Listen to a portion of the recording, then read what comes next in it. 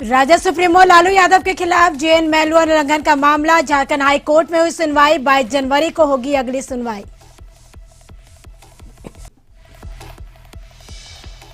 किसानों के समर्थन में जमशेदपुर के सिख समाज केंद्र सरकार के खिलाफ कर रहे धरना प्रदर्शन।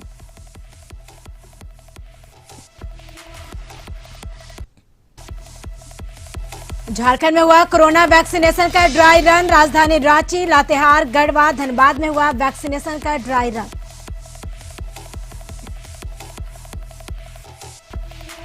खूंटी के वरिष्ठ पत्रकार के पुत्र की हत्या का मामला। रांची के पत्रकारों ने काला बिल्ला लगाकर जताया हत्या का विरोध।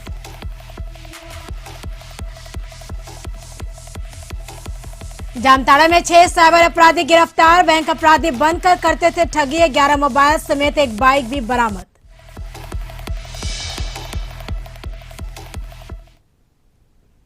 नमस्कार, हमारे झारखंड में आपका स्वागत है। मैं हूं आपके साथ करिश्मा। तो चारा घोटाला मामले में सजायाफ्ता राजद सुप्रीमो लालू प्रसाद को जेल में मिल रही सुविधाओं और उनके एवं उनके समर्थकों द्वारा कथित तौर पर किए जा रहे जेल मैनुअल के उल्लंघन मामले पर झारखंड उच्च न्यायालय में सुनवाई हुई। सुनवाई के दौरान झारखंड उच्च न्यायालय के न्यायमूर्ति अपरेश कुमार सिंह की अदालत ने राज्य सरकार और जेल महानिरीक्षक से नियमावली एसओपी मांगा है, जहां माननीय न्यायालय में 22 जनवरी तक राज्य सरकार और जेल प्रबंधन से नियमावली एसओपी की मांग की। और लालू प्रसाद जेल में रहते हुए भी लगातार जेल मैनुअल का उल्लंघन कर रहे थे। इसको लेकर भारतीय जनता पार्टी ने झारखंड उच्च न्यायालय के समक्ष जनहित याचिका दाखिल किया था। इस मामले को लेकर बढ़ते राजनीति विवाद को देखते हुए लालू प्रसाद को फिर से रिम्स के पेइंग वार्ड में भर्ती करा दिया गया है और अब इस मामले में 22 जनवरी को अगली सुनवाई होगी। और इस बीच राज्य सरकार और जेल प्रबंधन को जेल मैनुअल से संबंधित विस्तृत एसओपी नियमावली शपथ पत्र के माध्यम से प्रस्तुत करना है। माननीय उच्च न्यायालय में आईजी प्रिजन्स की तरफ से और एसएसपी की तरफ से विस्तृत रिपोर्ट दाखिल किया गया सीलबंद लिफाफे में। माननीय उच्च न्यायालय ने उस रिपोर्ट को देखा और रिपोर्ट देखने के बाद माननीय उच्च न्यायालय ने आईजी प्रिजन्स को डायरेक्शन दिया है कि वो एक और रिवाइज्ड रिपोर्ट दाखिल करे। अगली तिथि 22 जनवरी को है। इस मामले में हमें तो ज़्यादा कुछ करना नहीं था। स्टेट गवर्नमेंट से एसओपी कोर्ट ने मांगा हुआ था, तो उन्होंने कुछ सबमिशन करा अपना एंड वो एसओपी वगैरह 22 जनवरी फाइल करेंगे। 22 जनवरी के पहले फाइल करेंगे और कोर्ट ने मैटर को 22 जनवरी के लिए कर दिया है।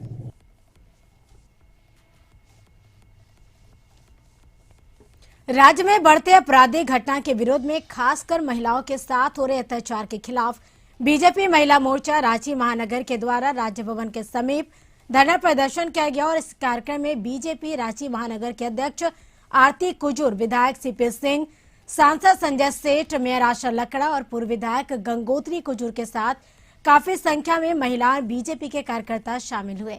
महिलाओं ने हेमंत सरकार मुर्दाबाद के नारे भी लगाए और वही गिरती कानून व्यवस्था पर अपना रोष भी प्रकट किया।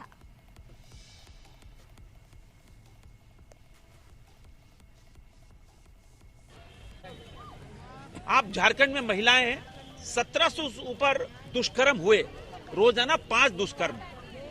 और यह तो हम कह सकते हैं कि यह सरकार पूरी तरह विफल है। कानून व्यवस्था चरमरा गई है और अपराधियों का मनोबल बढ़ा हुआ है। और किंतु हम यह कहते हैं कि माननीय मुख्यमंत्री जी, इस निर्भया कांड के बाद आपका कोई बयान ना आना, ये क्या बात सिद्ध करता है? रांची से खबर। अमर शहीद शेख भिखारी और टिकैत उमराव सिंह के 163वीं शहादत दिवस पर मुख्यमंत्री हेमंत सोरेन ने उनकी तस्वीर पर माल्यार्पण कर श्रद्धांजलि अर्पित की।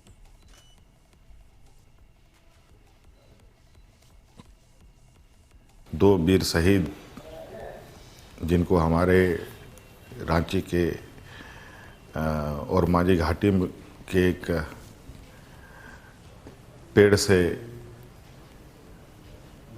पेड़ में फांसी दे दी गई थी, आज शेख भिखारी के साथ साथ टिकैत उमराव साहब का भी 163वें लगभग हो चुका है इनके शहादत का। हर साल की भांति इस बार भी मैं अपनी ओर से और झारखंड वासियों की तरफ से उनको श्रद्धांजलि अर्पित करता हूँ।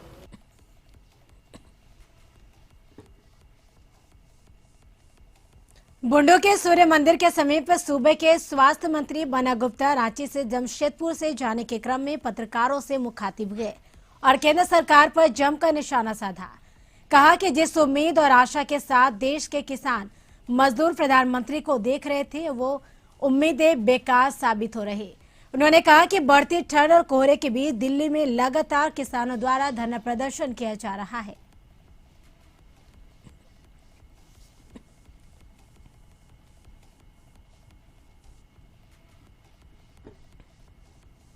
जमशेदपुर के सिख समाज के लोग प्रतिदिन चौपाल कर केंद्र सरकार के खिलाफ धरना और प्रदर्शन कर रहे हैं। उधर शहर के सिख समाज के लोगों का ऐलान है कि जब तक किसानों की मांग पूरी नहीं होगी और सरकार नया कृषि भी कानून वापस नहीं लेगा, तब तक आंदोलन जारी रहेगा। उधर सिखों का कहना है कि जो नया कृषि कानून है वह काला कानून है, इससे किसानों को नुकसान होने वाला और इसको लेकर यह लोग आंदोलन कर रहे हैं। साथ ही किसानों का जत्था और सिखों के साथ बहुत जल्द दिल्ली रवाना होंगे। कृषि बिल के खिलाफ लगातार आंदोलन चल रहा है और आंदोलन की आग जमशेदपुर में धधक भी रहा है। एक बार हम यहाँ का नजारा आपको दिखाने की कोशिश करेंगे कि जो सिख समाज के लोग हैं लगातार प्रतिदिन चौपाल कर रहे हैं और चौपाल के माध्यम से ये केंद्र सरकार तक संदेश पहुंचा रहे हैं कि जो कृषि बिल जिसे लोग काला कानून मान रहे हैं, वो काला कानून को आप वापस ले लीजिए। एक तरफ लोग पंजाब हो, हरियाणा हो, चंडीगढ़ हो, तमाम जगह के लोग और किसान अब दिल्ली के आसपास पहुंच चुके हैं। दूसरी तरफ अब झारखंड के आर्थिक राजधानी जमशेदपुर का ये नज़ारा है कि लगातार यहाँ के सिख समाज के लोग अपनी आवाज़ बुलंद कर रहे हैं और इनका एक ही डिमांड है कि आप सीधे तौर पे जो कृषि कानून लाया गया है वो आप वापस ले लीजिए। और इस वापस को लेकर धरना प्रदर्शन के साथ अब लोग यहाँ से दिल्ली भी कूच करेंगे।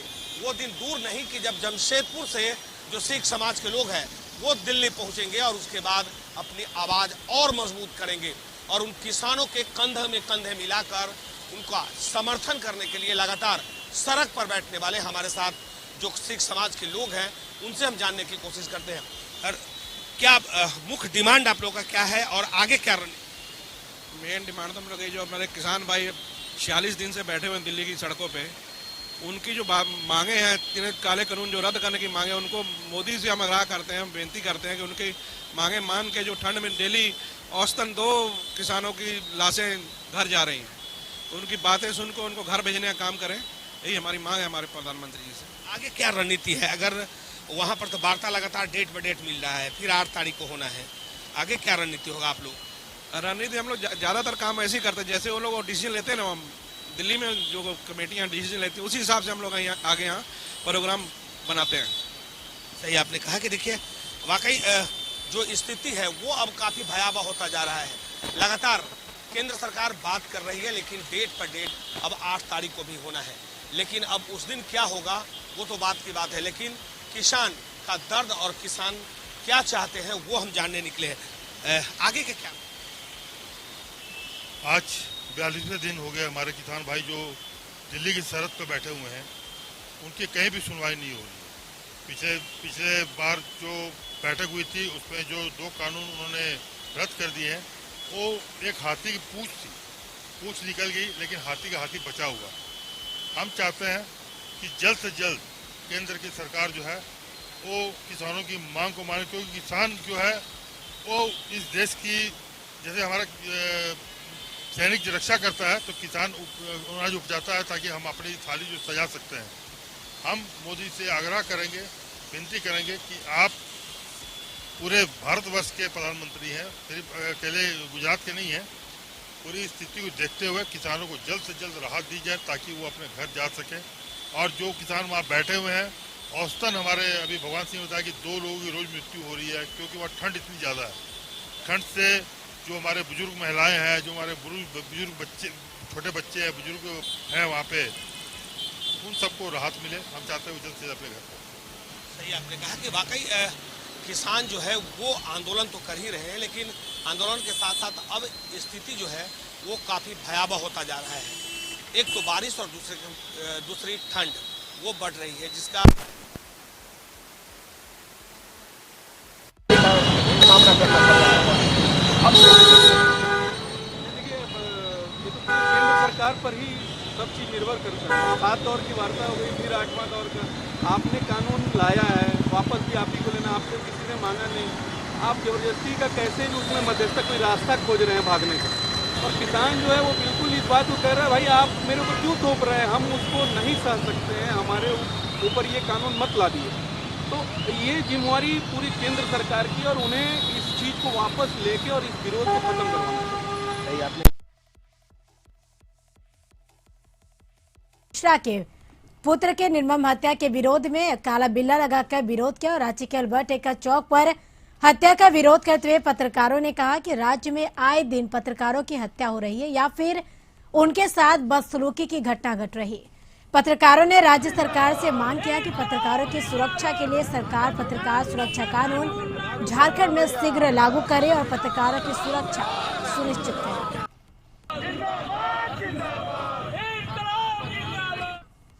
रणनीति तो हम लोग तय करेंगे ही। आज जो कार्यक्रम हम लोग किए हैं वो आप लोग के सबके सामने है, इसलिए है कि कल जो घटना हुई है खूंटी के हमारे पत्रकार के जो पुत्र के साथ, ये घटना छोटी मोटी घटना नहीं है। ये घटना बहुत ही घटिया और शर्मनाक घटना है और इसके खिलाफ में हम लोग आज अल्बर्ट एक्का चौक में प्रोटेस्ट कर रहे हैं। और ज़रूरत पड़ने पर अगर कार्रवाई नहीं हुई और दोषी नहीं पकड़ा है तो और उग्र आंदोलन हम लोग करेंगे। यहाँ रुकेंगे एक छोटे से ब्रेक के लिए। ब्रेक के बाद जल्द हाजिर होंगे।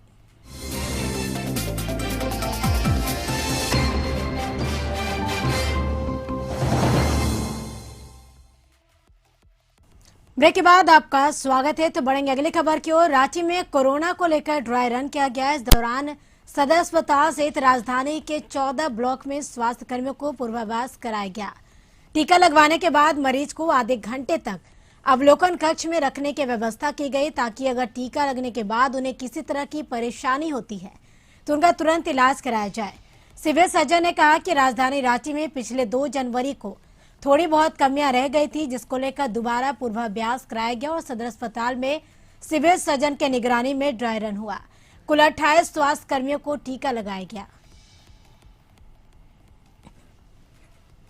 तो लगातार मुख्यमंत्री जी का दिशा निर्देश प्राप्त हो रहा है और कल वीडियो कॉन्फ्रेंसिंग में आदरणीय स्वास्थ्य मंत्री भारत सरकार हर्षवर्धन जी से भी हमारी वीडियो कॉन्फ्रेंसिंग में उनके कुछ दिशा निर्देश प्राप्त हुए हैं। तो जो ICMR के दिशा निर्देश हैं, जो भारत सरकार के दिशा निर्देश हैं और जो माननीय मुख्यमंत्री जी जिस तरीके से इस मामले को लेकर गंभीर हैं, तो हम लोग सभी तरीके से चाक चौबंद है। इसमें ना डरने की ज़रूरत है और ना इसमें कोई हमको भय है, बल्कि परमपिता परमेश्वर की असीम अनुकंपा है, कृपा है कि आज हम 98% से ज़्यादा रिकवरी रेट पर हैं। धनबाद जिले के सदर अस्पताल समेत 8 सामुदायिक स्वास्थ्य केंद्रों में कोरोना वैक्सीन का ड्राई रन हुआ। बता दें कि वैश्विक महामारी कोरोना संक्रमण से बचाव के लिए भारत में तैयार की गई वैक्सीन को लोगों तक पहुंचाने की प्रक्रिया के लिए ड्राई रन का आयोजन किया गया।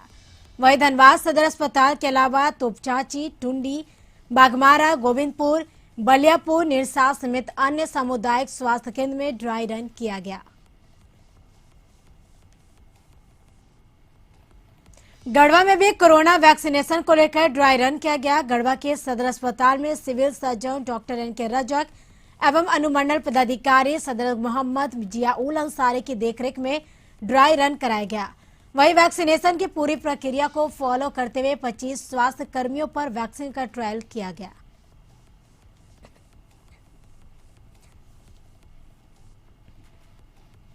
लातेहार जिले में भी कोरोना वैक्सीनेशन का ड्राई रन संपन्न हुआ। कार्यक्रम में चिकित्सा के साथ ANM के साथ सहिया भी शामिल हुई। इस बीच वैक्सीनेशन कार्य को लेकर स्टोर रूम से टीकाकरण सेंटर तक दवा की पहुंच व रखरखाव का विशेष ध्यान रखा गया। वहीं सेंटर में डस्टबिन, पेयजल व स्वच्छता का भी पूरा ख्याल रखा गया। इधर आयोजित कार्यक्रम में स्वास्थ्य कर्मियों व मरीजों का थर्मल स्कैनिंग कर जांच प्रक्रिया संपन्न कराया गया और जानकारी देते हुए चिकित्सा पदाधिकारी ने कहा कि सरकार द्वारा जारी गाइडलाइन पालन करते हुए मॉक ड्रिल कार्य सफल रहा, जिसमें रजिस्टर्ड सभी मरीजों को तय समय में वैक्सीनेशन किया गया और वहीं civil surgeon doctor SK. Srivastava द्वारा कार्यक्रम का निगरानी रखा गया। बोकारो में भी कोरोना टीकाकरण को लेकर 12 केंद्रों पर ड्राई रन किया गया। इस दौरान सभी केंद्रों में ड्राई रन के दौरान स्वास्थ्य कर्मियों को कोरोना टीकाकरण किए जाने को लेकर पूर्वाभ्यास भी किया गया। एएनएम सेंटर में जिला स्तर पर टीकाकरण केंद्र बनाया गया, जहां प्रभारी civil surgeon doctor MP Singh की देखरेख में इस ड्राई रन को किया गया और टीकाकरण करने के बाद ऑब्जर्वेशन रूम में टीका लेने वाले व्यक्ति को अगर किसी प्रकार की परेशानी उत्पन्न होती है तो उसको किस प्रकार से चिकित्सक त्वरित गति से उसे अस्पताल में शिफ्ट करेंगे, उसकी भी तैयारी ड्राई रन के दौरान डेमो करके दिखाया गया। टीकाकरण को लेकर वेरिफिकेशन किस तरह से किया जाता है उसकी भी झलक देखने को मिली। बेनिफिशियरी जो है उनका लिस्ट तैयार है। 100 हम लोग पर डे वैक्सीनेशन करेंगे, चाहे वो कोविड पॉजिटिव हो या नॉर्मल हो, उससे मतलब नहीं है। जो हमारे लिस्ट में है सभी को देना। 54 व्यवस्था है हमारा, जैसे एंट्री पॉइंट से लेके एग्जिट पॉइंट तक जो हमारे रूम्स हैं, तीनों रजिस्ट्रेशन रूम, दूसरा वैक्सीनेशन रूम, तीसरा ऑब्जर्वेशन रूम, साथ में हमारा AEFI जो हॉस्पिटल बनाया है वहाँ भी सभी व्यवस्थाएं चाक चौबंद है। वहाँ वेंटिलेटर से लेकर के हमारे डॉक्टर्स भी। जामताड़ा साइबर पुलिस ने नारायणपुर और कर्माटांड थाना क्षेत्र में छापेमारी की और छापेमारी में पुलिस ने फर्जी बैंक अधिकारी बनकर ठगी करने वाले 6 साइबर अपराधियों को गिरफ्तार किया। पुलिस ने 11 mobile, 24 SIM card, 3 ATM card और 1 बाइक भी बरामद की। बता दें कि अपराधी खुद को बैंक का अधिकारी बताकर लोगों से ATM का पासवर्ड पूछते थे और फिर ATM से पैसा उड़ा लेते थे। कल एक रेड ऑर्गेनाइज हुआ था और उस रेड को थाना प्रभारी और हमारे जो साइबर DSP हैं उनके साथ में कुछ और अधिकारी लोग हैं जिनका नाम आपको दे दिया गया है। उसमें से कुल 6 लोग गिरफ्तार हुए हैं। डिफरेंट 2 लोकेशन से कुल 6 लोग अरेस्ट हुए हैं। उन लोगों के पास से कुल 11 मोबाइल सेट बरामद हुआ है और 24 सिम है, 3 ATM कार्ड है और 1 मोटरसाइकिल जो उन लोगों के द्वारा यूज़ किया जा रहा था वो बरामद हुआ है। देवघर जिला प्रशासन बेटी बचाओ बेटी पढ़ाओ अभियान में जोर शोर से जुट चुकी है और समाहरणालय परिसर से उपायुक्त मंजुनाथ भजंत्री ने बेटी बचाओ बेटी पढ़ाओ जागरूकता रथ को हरी झंडी दिखाकर रवाना किया। बता दें कि इस रथ के जरिए शहर से लेकर ग्रामीण इलाकों तक लोगों को बेटी बचाने के लिए जागरूक किया जाएगा। इस मौके पर उपायुक्त मंजुनाथ भजंत्री ने बेटी बचाओ बेटी पढ़ाओ को लेकर लोगों को शपथ ग्रहण करवाया। वहीं बेटी बचाओ की दिशा में समाहरणालय परिसर में हस्ताक्षर अभियान भी चलाया गया। उन्होंने कहा कि बेटी हो या बेटा दोनों ही देश के भविष्य हैं और इस अंतर को खत्म करने की बात कही। बेटी बचाओ बेटी पढ़ाओ जो व्हीकल हर घूमेगी, इसका उद्देश्य यही है कि हम लोगों को बेटा हो या बेटी हो एक समान मानना है। तो बेटी को खराब नहीं समझना है, जो हमारे जो भविष्य है। गढ़वा जिले को पूरी तरह नशा मुक्त बनाने की दिशा में प्रयासरत एसपी श्रीकांत सुरेश राव का प्रयास रंग ला रहा। पुलिस टीम लगातार सफलता हासिल करे। वहीं एसपी को सूचना मिली कि शहर थाना क्षेत्र के कुछ हिस्सों में कुछ लोगों द्वारा अपने घरों में छुपाकर गांजे की बिक्री की जा रही है। उसी सूचना के आलोक में एसडीपीओ बहमान टूटी के नेतृत्व में एक टीम का गठन किया गया। उक्त टीम द्वारा मुख्यालय के 3 जगहों पर छापेमारी की गई, जहां से एक महिला से 3 गांजा विक्रेता को गिरफ्तार किया गया। उनके पास से 1.5 किलो गांजा और वजन बिक्री करने वाला तराजू भी बरामद किया गया। नाम उसका गीता देवी है, पति का नाम रामबली पासवान। तो उसके बॉडी का तलाशी लिया गया और घर का तलाशी लिया गया, जिसमें कुल मिलाकर के 1050 ग्राम गांजा की बरामदगी हुई। उसके द्वारा बताया गया कि बगल का जो व्यक्ति है गोरख पासवान, वो भी अवैध गांजा का बिक्री करता है। उसके यहाँ भी छापामारी किया गया, जिसके पास से कुल मिलाकर 330 ग्राम गांजा की बरामद। देवघर में एसपी अश्विनी कुमार सिन्हा के निर्देश पर शहर में सघन वाहन चेकिंग अभियान चलाया गया और नगर थाना के समीप पुलिस पदाधिकारियों ने चेकिंग सैकड़ों दोपहिया वाहन चेकिंग किया। इस अभियान के तहत बिना हेलमेट व लाइसेंस व वाहन संबंधी जरूरी कागजात जांच की गई। इस अभियान के तहत तकरीबन 500 मोटरसाइकिल जब्त किए गए। वहीं सैकड़ों दोपहिया वाहनों के मालिकों से चालान काटकर तकरीबन 30,000 फाइन वसूला गया। चलाया जा रहा है, हेलमेट और मास्क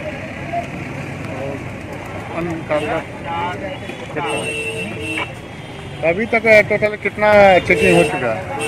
अभी तो यहाँ पर बताना मुश्किल है। चालान कितना कटा है अभी? संग्रह कितना हुआ राशि? संग्रह तो कई गो पदाधिकारी है, सबसे अंदाजन कितना हुआ होगा? 30,000 लगभग।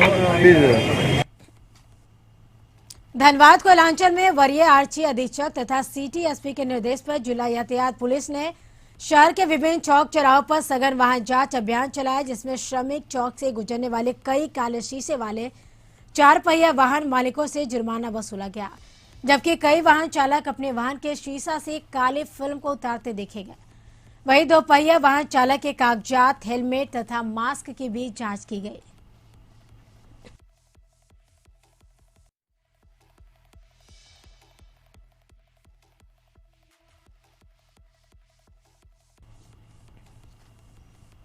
गिरिडीह सदर विधायक सुदिव्य कुमार शहरी क्षेत्र के वार्ड नंबर 16 पहुंचे, जहां आपको बता दें कि कार्यक्रम विधायक आपके द्वार के तहत अपने दल बल के साथ पहुंचे। इस कार्यक्रम में विधायक ने लोगों की समस्याओं की जानकारी ली और उसे जल्द से जल्द ठीक करने का आश्वासन दिया।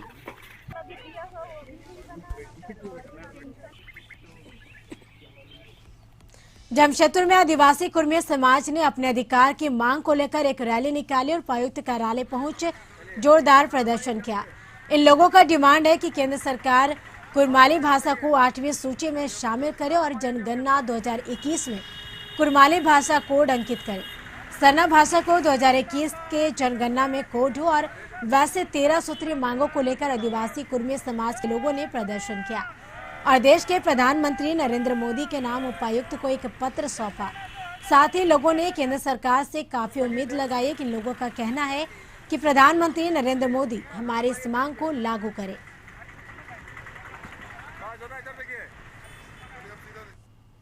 धनबाद में सेंटर ऑफ ट्रेड यूनियन यानी सीटू के बैनर तले शहर के रणधीर वर्मा चौक पर 7 और 8 जनवरी को 2 दिवसीय जन सत्याग्रह का आयोजन किया गया है, जिसमें 10 सूत्रीय मांगों को लेकर नारेबाजी, प्रदर्शन और धरना दिया गया।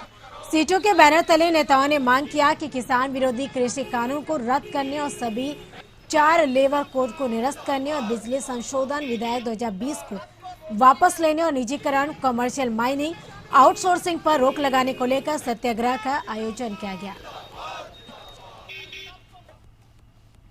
हमारा केंद्र सरकार से मांग है, जो 3 कृषि कानून बनाया गया है वो देश का किसान और देश के कृषि के विरोध में है, उसे वापस लिया जाए। जो लेबर कोड 4 बना है उसे निरस्त किया जाए। बिजली अधिनियम 2020 को वापस लिया जाए। आयकर के बाहर देश में जितने लोग हैं प्रत्येक परिवार को अभी इस संकट के समय में 7500 रुपया महीना दिया जाए। सार्वभौमिक स्वास्थ्य सेवा एवं देखभाल का गारंटी किया जाए एवं सभी को फ्री में कोरोना वैक्सीन देने का गारंटी किया जाए। गढ़वा में डंडई प्रखंड के करके पंचायत में कार्यरत रोजगार सेवक शैलेश कुमार को एसीबी द्वारा 11,000 रुपए रिश्वत लेते रंगे हाथ गिरफ्तार किया गया। योजना में अग्रिम भुगतान को लेकर लाभुक से रोजगार सेवक द्वारा काम के एवज में रिश्वत मांगा जा रहा था और बार बार रिश्वत मांगने से परेशान लाभुक द्वारा एसीबी के प्रमंडलीय टीम से संपर्क किया गया और उधर जाल बिछाते हुए एसीबी की टीम ने घुसखोर रोजगार सेवक को गिरफ्तार किया।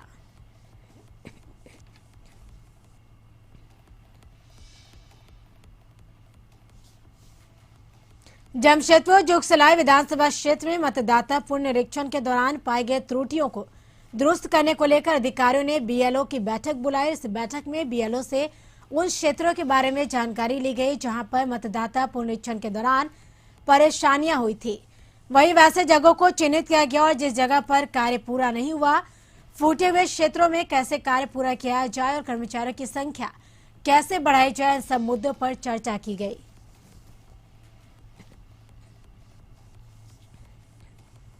गिरिडीह में एसबीआई के ग्राहक सेवा केंद्र से दिन दहाड़े लूट हुई। बता दें कि बंदूक की नोक पर 30,000 रुपए लूटे गए। घटना के बाद पुलिस मौके पर पहुंची और छानबीन में जुट गई।